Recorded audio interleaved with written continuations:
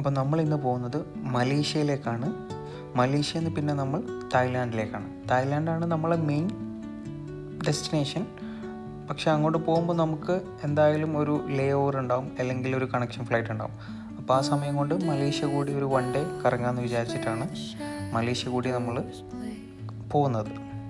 അപ്പോൾ നമ്മൾ flight time വരുന്നത് രാത്രിയായിരുന്നു. രാത്രി ഫ്ലൈ ചെയ്ത് മലേഷ്യയിൽ നമ്മൾ രാവിലെ എത്തുന്ന പോലെ. രാവിലെ നമ്മൾ എയർപോർട്ടിലെത്തി. എയർപോർട്ടിൽ എയർ ഏഷ്യക്ക് മാത്രമായിട്ടൊരു ടെർമിനലുണ്ട്. നമുക്ക് എയർ ഏഷ്യൻ്റെ വീടെന്ന് വേണേൽ പറയാം. ഫുൾ എയർ ഏഷ്യ മാത്രമായിരിക്കും ആ ഒരു സെക്ഷനിൽ ഉണ്ടാവുക. അപ്പോൾ നമ്മൾ ഇറങ്ങി നല്ലൊരു ഫ്ലൈറ്റിൻ്റെ ഒരു വ്യൂ ഒക്കെ ഉണ്ടായിരുന്നു, അത് വരുന്നതും ഫ്ലൈ ആവുന്നതൊക്കെ ആയിട്ട്. നമ്മൾ സ്റ്റെപ്പൊക്കെ കയറി ഇമിഗ്രേഷനിലേക്ക് പോകുന്ന വഴിക്കാണ് ഈ ഒരു എയർ ഏഷ്യൻ്റെ ഒരു ക്രോസിങ്, നല്ല ഭംഗിയുള്ള ആ ഒരു സ്റ്റാൻഡിൽ നിന്ന് ടേക്ക് ഓഫ് ചെയ്യാൻ പോകുന്ന ഒരു നല്ലൊരു അടിപൊളി ഭംഗിയുള്ള വ്യൂ അവിടുന്ന് നമുക്ക് കിട്ടും. ഇമിഗ്രേഷനിലെത്തി ഓൺ ഡ്രൈവിലായതുകൊണ്ട് നമുക്ക് വേറെ പ്രൊസീജിയേഴ്സ് ഒന്നും ഇല്ലായിരുന്നു.